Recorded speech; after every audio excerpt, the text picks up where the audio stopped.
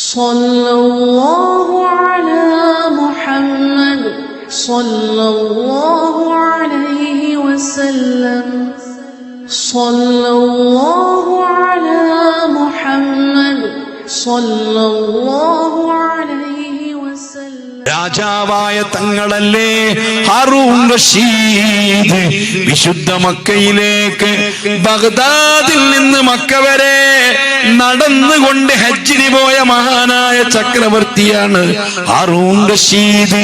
ഇന്ന് ഞാനും നിങ്ങളും കേൾക്കുന്ന രാജാക്കളെ പോലെയല്ല, ഭരണാധികാരികളെ പോലെയല്ല. ലോക മുസ്ലിമീങ്ങൾക്ക് ഒരൊറ്റ ഭരണാധികാരിയാണ്. ആ ഭരണാധികാരിയാകുന്ന മഹാനായ ഹാറൂൻ റഷീദ് സ്വാഭാവികമായി ചില സുഖങ്ങളും സന്തോഷങ്ങളും ആർഭാടങ്ങളും ഒക്കെ അനുഭവിച്ചിരുന്നുവെങ്കിലും അള്ളാഹുവിനെ പേടിച്ച ഭരണാധികാരിയാണ്. അബ്ബാസി കുടുംബത്തിൽപ്പെട്ടവരാണ്.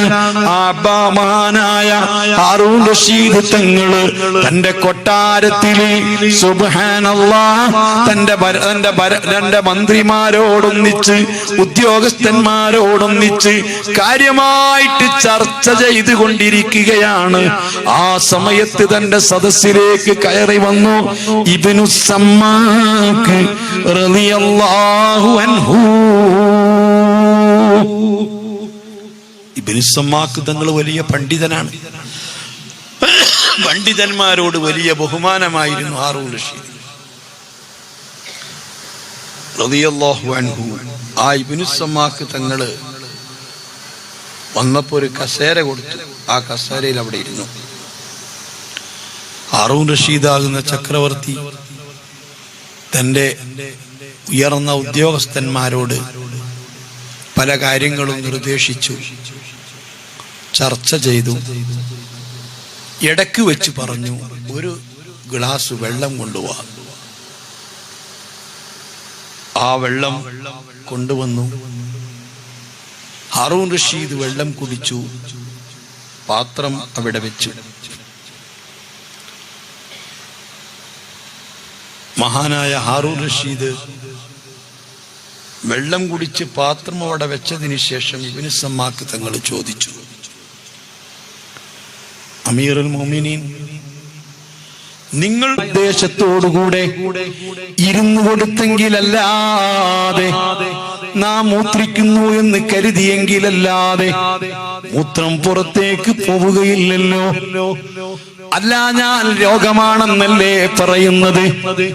അതേ സമയത്ത് നാം മൂത്രിക്കണമെന്ന് തോന്നി എവിടെയെങ്കിലും ചെന്നിരുന്നാൽ പിന്നീട് സ്കൂർ തിരിക്കേണ്ടതില്ല, പിന്നെ ബട്ടൺ അമർത്തേണ്ടതില്ല, കൃത്യമായിട്ട് മൂത്രമങ്ങ് പോവുകയാ.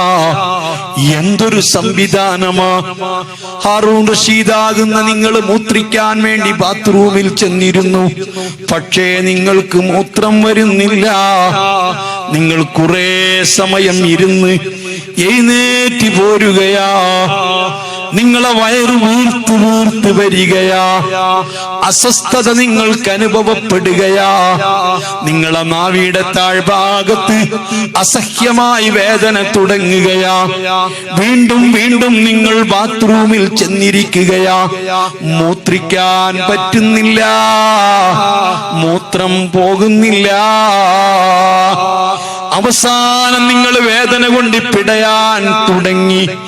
എന്തെങ്കിലും ഒന്ന് ചെയ്ത് മൂത്രിച്ചില്ലെങ്കിൽ നിങ്ങൾ പെടഞ്ഞു മരിക്കുമെന്നായി ഡോക്ടർമാരും വൈദ്യന്മാരും വന്നുകൊണ്ട് ചികിത്സിക്കുന്നു. പക്ഷേ നിങ്ങൾക്ക് മൂത്രം പോകുന്നില്ല. നിങ്ങളാകെ പ്രയാസപ്പെടുന്നു, വേദന കൊണ്ട് പുളയുന്നു, നിങ്ങൾ കിടന്ന് കരയുന്നു. ആ സമയത്തത് ഒരാൾ ഓടി വന്നുകൊണ്ട് പറയുന്നു, എന്റെ അടുത്തൊരു മരുന്നുണ്ട്, ഒരു മെഡിസിനുണ്ട്, അതങ്ങ് കഴിക്കേണ്ട താമസം നിങ്ങൾക്ക് മൂത്രമൊഴിക്കാൻ പറ്റുന്നതാ. പക്ഷേ എന്റെ മെഡിസിൻ വെറുതെ തരില്ല, അതിന് മതിയായ കൃത്യമായ വില തന്നിരിക്കണം. എന്റെ മരുന്നിന് ഞാനാണ് വില നിശ്ചയിക്കുന്നത്. സത്യത്തിനും ധർമ്മത്തിനും നീതിക്കും സ്ഥാനം കൽപ്പിക്കുന്ന നിങ്ങളോട് ഞാൻ പറയുന്നു, ഈ വിശാലമായ വിശാലമായ സാമ്രാജ്യത്തിന്റെ അധികാരം മുഴുവനും നിങ്ങൾ എനിക്ക് തന്ന് നിങ്ങളെ അധികാരം മുഴുവനും എനിക്ക് നൽകിയെങ്കിലേ ഞാൻ ഈ മരുന്ന് നിങ്ങൾക്ക് നൽകൂ. നിങ്ങൾ എന്റെ പ്രജയായിട്ട് നിൽക്കണം, ഞാൻ രാജാവായിട്ട് ഭരിക്കണം. നിങ്ങൾക്ക് സമ്മതമാണോ എന്ന് നിങ്ങളോട് ചോദിച്ചാൽ ഈ വിശാലമായ രാജ്യം നിങ്ങൾ അയാൾക്ക് നൽകുമോ? ആ മരുന്ന് നിങ്ങൾ വാങ്ങിക്കുടിക്കുമോ? മരുന്ന് വാങ്ങിക്കുടിച്ച് നിങ്ങൾക്ക് അനുഭവപ്പെടുന്ന വേദനയിൽ നിന്ന് മുക്തി നേടുമോ? നിങ്ങൾ ചികിത്സ സ്വീകരിക്കുമോ? ഹാറൂൻ റഷീദിന്റെ കണ്ണിൽ നിന്ന് കണ്ണുനീര് ഇറ്റിറ്റ് വീണ് അല്ലാ, ഈ സാമ്രാജ്യം മുഴുവനും ഒരു നേരത്തെ മൂത്രമൊഴിക്കുന്നതിന് തുല്യമല്ല. ആഖിർ സമാനിലെ മക്കളെ, നിങ്ങൾക്കാർക്കെങ്കിലും ഇങ്ങനത്തെ ഒരു അനുഭവം വന്നിട്ടുണ്ടോ? ഒരാൾക്ക് മൂത്രം പോകാതിരുന്നാൽ, മലം പോകാതിരുന്നാൽ, എന്തെങ്കിലും അസ്വസ്ഥത വന്നാൽ, കൈപൊക്കാൻ പറ്റാതെ വന്നാൽ, കണ്ണിന് കാഴ്ച നഷ്ടപ്പെട്ടു പോയാൽ, കാതിന് കേൾവി നഷ്ടപ്പെട്ടു പോയാൽ, കാലുകൊണ്ട് ചലിക്കാൻ പറ്റാതെയായാൽ, അല്ലാ അല്ലാ, ഈ ദുനിയാവ് മുഴുവനും നിങ്ങളുടേതാണെങ്കിൽ അത് കൊടുക്കുകയില്ലയോ? സ്വർണം കൊടുക്കുകയില്ലയോ? വെള്ളി കൊടുക്കുകയില്ലയോ? അവസാനം നിങ്ങൾ കുടിൽ കെട്ടി താമസിക്കുന്ന നിങ്ങളെ വീട് പോലും കൊടുത്തുകൊണ്ട് ചികിത്സിക്കുകയില്ലയോ? ഇതിനോളം വിലപിടിപ്പുള്ള, ആരോഗ്യത്തോളം വിലപിടിപ്പുള്ള ഒന്നും ഈ ദുനിയാവിൽ ഇല്ല ഇല്ല. അതാണ് ആഫിയത്താണ് ഏറ്റവും വലുത്. ഞാൻ ചോദിക്കുന്നു മോനെ, നിന്റെ ശരീരത്തിലുള്ള ആന്തരികാവയവങ്ങളും നിന്റെ ബാഹ്യാവയവങ്ങളും അതിന്റെ വില നീ ഒന്ന് സങ്കല്പിച്ചു നോക്ക്. 10 ലക്ഷം നൽകിയാൽ നിന്റെ ഒരു കണ്ണ് നീ കൊടുക്കുമോ? നിന്റെ കാഴ്ചക്കൊരു കണ്ണല്ലേ വേണ്ടതുള്ളൂ, മറ്റേ കണ്ണ് സൗന്ദര്യത്തിനല്ലേ. 10 ലക്ഷത്തിന് കണ്ണ് കൊടുക്കുമോ? 20 ലക്ഷത്തിന് കിഡ്നി കൊടുക്കുമോ? നിന്റെ കാല് കൊടുക്കുമോ? അല്ലാ, ലക്ഷങ്ങൾ വിലപിടിപ്പുള്ള, കോടികൾ വിലപിടിപ്പുള്ള ഹാർട്ട് നിനക്കില്ലയോ? എത്ര കൊടുത്താൽ, എത്ര നൽകിയാൽ നിന്റെ ഹാർട്ട് നീ വിൽക്കുമോ? 15 കോടി കൊടുത്താൽ ഒരു ഹാർട്ട് കിട്ടുമോ? ഒരു കൃത്രിമ ഹാർട്ട് ഉണ്ടാക്കാൻ എത്ര കോടിയാണ്? എന്നാൽ തന്നെ ആ ഹാർട്ട് എത്രയാണ്, അതിന്റെ വാല്യൂ എത്രയാണ് അത് നിൽക്കുന്നത്? ഒരു 24 മണിക്കൂറല്ലേ നിന്നുള്ളൂ. ഇങ്ങനെ നീയും ഞാനും അങ്ങ് ചിന്തിച്ചാൽ നമ്മുടെ ശരീരത്തിലെ ഒരു ഞരമ്പിന് എത്രയാ വിലയുള്ളത്? ഇതെല്ലാം നമുക്ക് നൽകിയ സർവാധിനാഥനായ അല്ലാഹ്.